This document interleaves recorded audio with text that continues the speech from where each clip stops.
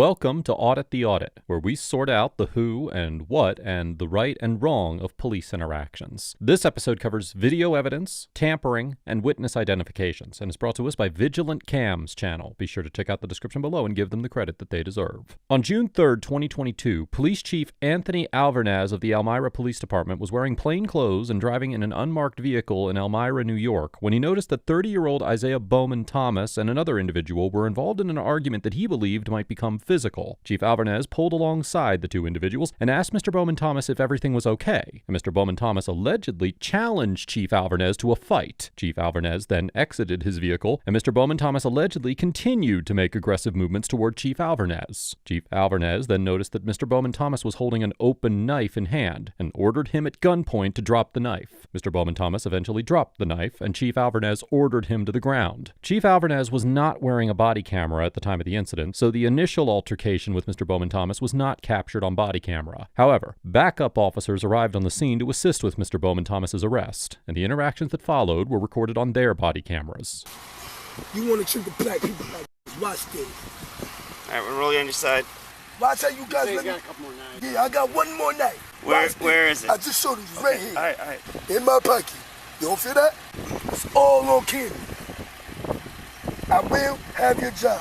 Now what do y'all do? Just slide in. I don't have no warrants. So what am I being slide detained in. for? What am I being detained for? Threatened me with a knife. I don't know what else more to tell you. He was fighting with a guy on the other side of the street, challenged each other. I pulled up, said, "You guys done?" He asked me if I wanted to fight. I said, "I want you to move along." Come around. Come on. What am I being arrested for? Well, that will be discussed shortly. You said you saw the whole thing? When you came at me with a knife? When did you start recording? When you pulled your gun Did on I pull him? my gun out on him? Yep. Good, because they still have the knife in his hands. Well, I'm going to need their information. I didn't record Can we nothing. check of it, that, so- please? Make No. sure you don't record this evidential facts, because I don't have a camera on my car and I don't have a body cam, Well, you should. but it's evidence. So if you No. caught him with a knife in his hand, I did not. that would help me with I my did criminal not. case. I just said I did not. Can we check? Then what's the point of this? No. Then why are you If you filming? didn't have it. If the whole point is What to if- get evidence for a what- criminal matter. What if I was doing it for the benefit of you and now y'all are coming at me with I am. evidence? I know. Can I have the video for the benefit No, of you it? cannot because it's. So this you're is- not doing it for the benefit This of is not my phone. It doesn't matter. You're in in possession control of It of does. No, it doesn't, That's man. not my car, but I'm in control of it. It's the city of Elmira's car. Good. Can I have it? No. There's no reason for you Good to have point. it.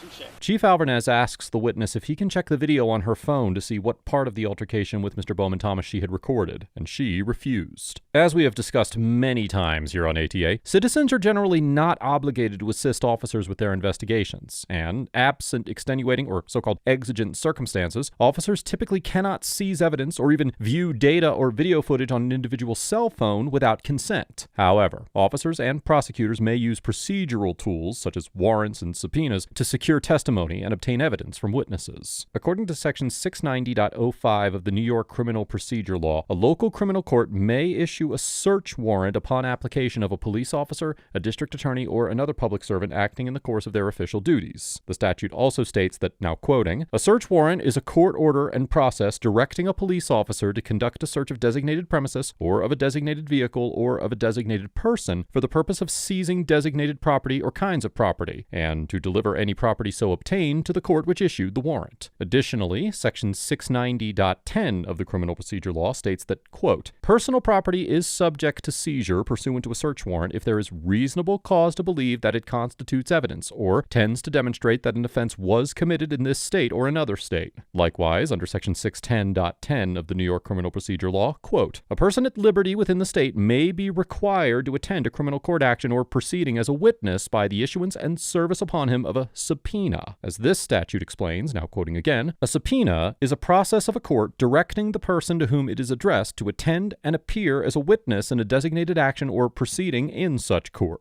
The statute also notes that the term subpoena includes a so-called subpoena duces tecum, which is, now quoting again, "a subpoena requiring the witness to bring with him and produce specified physical evidence." According to Section 610.25 of the Criminal Procedure Law, quote, "Where a subpoena duces tecum is issued on reasonable notice to the person person subpoenaed, the court or grand jury shall have the right to possession of the subpoenaed evidence. Further, in situations where witnesses are particularly uncooperative, a so-called material witness order may be obtained. As Section 620.10 of the Criminal Procedure Law explains, quote, a material witness order is a court order adjudging a person a material witness in a pending criminal action and fixing bail to secure his future attendance thereat. Under Section 620.20 of the Criminal Procedure Law, quote, a material witness order may be issued upon the ground that there is reasonable cause to believe that a person whom the people or the defendant desire to call as a witness in a pending criminal action possesses information material to the determination of such action and will not be amenable or responsive to a subpoena at the time when his attendance will be sought. Therefore, although a court would almost certainly conclude that the witness was not obligated to allow Chief Alvarez to view the video recording she captured on her cell phone at the scene, it could likely be obtained with a search warrant or a subpoena, and her appearance in court could be required through a subpoena or a material witness order.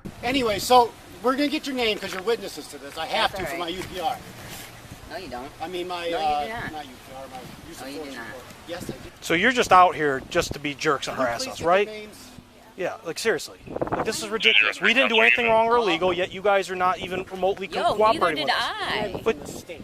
I did not do anything. no, but you're not cooperating in a criminal investigation. That's ridiculous. It'd be one thing if you just walked by. All and you- I did but was you're blatantly see, here. All I did was see something What did you that see? happened. Oh, something. So then what's the I point see- of, so just nothing. You just saw nothing. Yo, yeah, get out of here. Miss? This is this Hey, is stop. whoa. Stop. Don't approach her. Get that out of way. my car. We're not in your car. Back off or you're going to jail. We're not getting in your car. You're not gonna tell me to get away from my car. Please back away from us. Right. There's no reason to approach Please the chief back away like from that. my I have every car. right to look at cars. It's called V&T. Okay, I'm gonna go look at your car then, all right? You're not identifying yourself, so I'm going to use your vehicle. You're not as identifying as a yourself potential- either. Neither one of you have identified. Alvarez, 4588. Okay, cool. So I am going to identify you. You are a potential witness Okay. in a criminal matter, and Okay. now apparently you want to say that the police are abusing their power. Well, get out of here, man. We don't need that. You don't want You that don't- bad? I It's just need not her name. this. You It's are not. Going, you are going to give us, if this is your vehicle. I have no problem giving you my name. That's not what then you all do so. started. That's not what If you you don't even want to started. give us the video, we will subpoena it if we need to later. Go That is fine. ahead. And if you destroy it, it's evidence and it's a felony. So you cannot delete the video.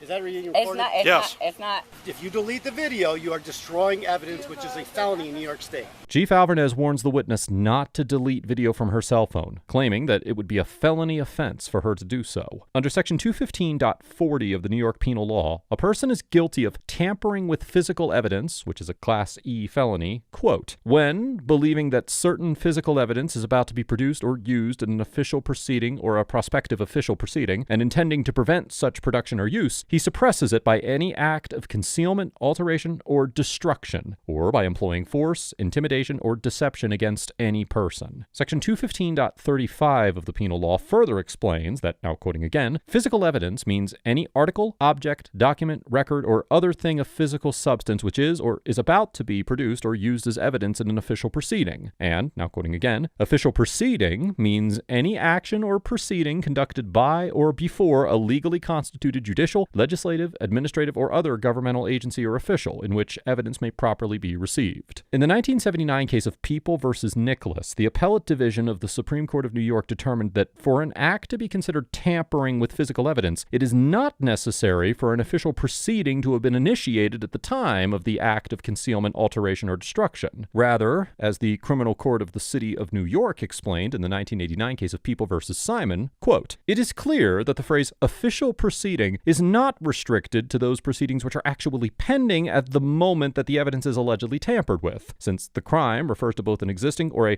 prospective official proceeding. However, an essential element of the crime of tampering with physical evidence is that the defendant believed that the physical evidence is about to be produced or used in an official or prospective official proceeding, and that the defendant intended to prevent such production or use. Accordingly, if the witness deleted the video of the altercation between Chief Alvarez and Mr. Bowman Thomas from the phone with the intent to prevent it from being used in Mr. Bowman Thomas's prosecution, it is possible that she could be convicted of the felony level crime of tampering with physical evidence. Okay. You filmed me taking my gun out. No, and I did pointing it not. at him. I did not You've already film admitted it. that. You said you I did. I You said already I've did. seen it with my eyes. Well, I just put didn't record it. And don't wave your I fist didn't- at me again. I didn't. You wave your fist at me again, I'm going to arrest you. I didn't wave my fist at you. Well, Watch that's freaking. Yeah, I said this. That's two. Oh my God, get a grip, Give bro. me your driver's license and your registration No, because I you drove am this not. car. No, I. You ain't. You're giving it to me because Whoa, you have to. Whoa. You don't have a Whoa. choice but to What did identify I? yourself. What You did have I to do? identify yourself. What did I do? You drove a car. Let me see your driver's license What- to make what- sure that what- you are a registered driver. Okay. You inserted yourself into the situation, man. No. We no. did nothing to you. No. That's fine. We had nothing to do with you until you inserted yourself and started filming. So now, guess what? Listen, inserted you need to yourself lose into the attitude because I was going to start being cooperative with you until you tell me to give me my license, give me my- registration, insurance card, please. No. Yes. You're out of your mind. I will Then you will gladly. be under arrest for Listen, obstruction. I will gladly give you my license. I have to get in the car Okay. to get it. Then Where go is ahead it? and do that, please. In Well, I'm my- not retrieving it, but just It's in my bag.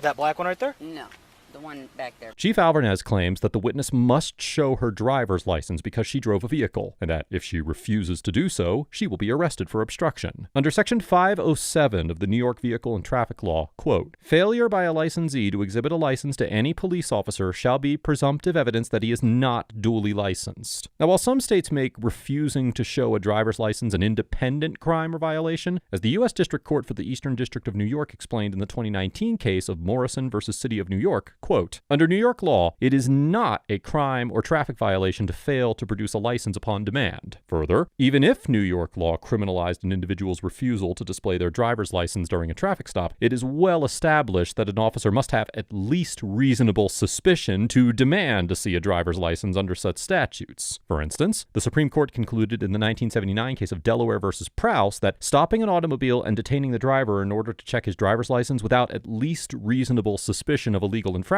is a violation of the Fourth Amendment. Likewise, under Section 140.50 of the New York Criminal Procedure Law, quote, a police officer may stop a person in a public place when he reasonably suspects that such person is committing, has committed, or is about to commit either a felony or a misdemeanor, and may demand of him his name, address, and an explanation of his conduct. However, not only does this statute require reasonable suspicion, it also does not authorize police officers to require driver's licenses or to arrest individuals who refuse to identify themselves. Now, as to whether the witness could be charged with obstruction, Section 195.05 of the New York Penal Law states that, quote, a person is guilty of obstructing governmental administration when he intentionally obstructs, impairs, or perverts the administration of law or other governmental function, or prevents or attempts to prevent a public servant from performing an official function by means of intimidation, physical force, or interference, or by means of any independently unlawful act. Courts applying this statute have consistently found that an individual's refusal to identify themselves does not constitute obstructing, even when an officer has the reasonable suspicion necessary to detain them. As the U.S. District Court for the Southern District of New York explained in the 2006 case of Williams versus the City of Mount Vernon, quote, although there is no Fourth Amendment right to refuse identification, any obligation to identify oneself stems from applicable state law. The court then reviewed several New York cases that determined that, now quoting, ignoring an officer's request for identification is not a crime, and that, now quoting again, the failure to stop or cooperate by identifying oneself or answering questions cannot be the predicate for an arrest absent other circumstances constituting probable cause. Similarly, in the 2005 case of People versus Grouillon, the criminal court of the City of New York held that a witness did not commit obstruction by refusing to cooperate with the police, noting that, now quoting, while the police were authorized to investigate and to question witnesses, the police did not have the authority to force the defendant to remain in that location to answer questions, and that police officers may use methods such as subpoenas and material witness orders to secure a witness's presence at criminal proceedings. Now, it should be mentioned that the witness in the Grouillon case had provided the officers with her contact information before refusing further cooperation, but given the requirement of physical force or interference, or an independently unlawful act to sustain an obstruction conviction, it still seems highly unlikely that the witness could be found guilty of obstruction for refusing to show her driver's license to Chief Alvarez.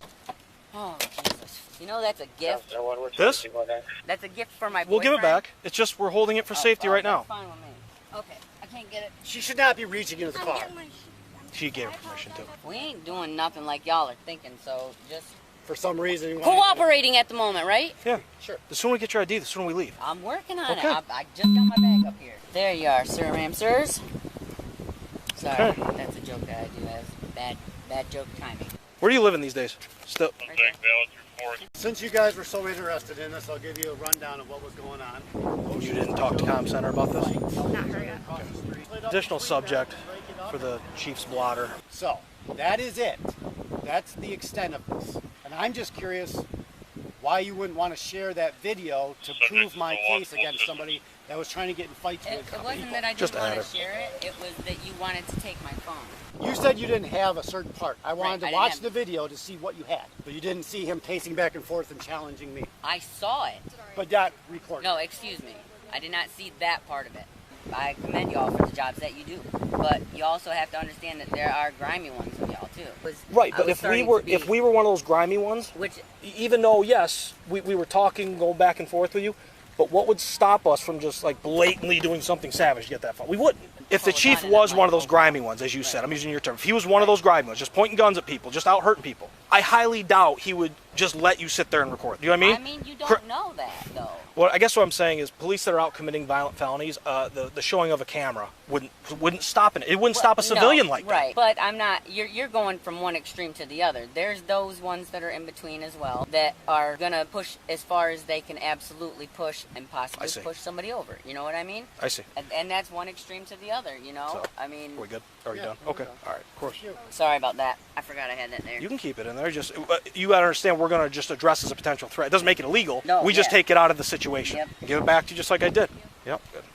Mr. Bowman Thomas was charged with second-degree menacing and disorderly conduct and released on an appearance ticket after processing. The final outcome of these charges has not been made publicly available. It is unknown whether the witness filed a complaint or pursued any sort of legal action after this encounter. In January of 2023, Chief Alvarez was terminated from his position at the Elmira Police Department due to his conduct during an investigation into a December 9th, 2022 arrest where he drove an unmarked vehicle into a home's front lawn, pulled out his firearm, and threatened to shoot a fleeing suspect in the face. Although Chief Alvarez was not terminated for his actions during this arrest, City Manager Mike Collins told Chief Alvarez at the meeting where he was terminated that, and I'm quoting, "I have completed my investigation and I have determined that your conduct regarding the incident, together with your behavior this past week, constitutes unprofessionalism and insubordination." City Manager Collins then told Chief Alvarez that he could choose to resign or be terminated, and Chief Alvarez chose termination. Overall, Chief Alvarez and the Elmira officer who assisted him get a C-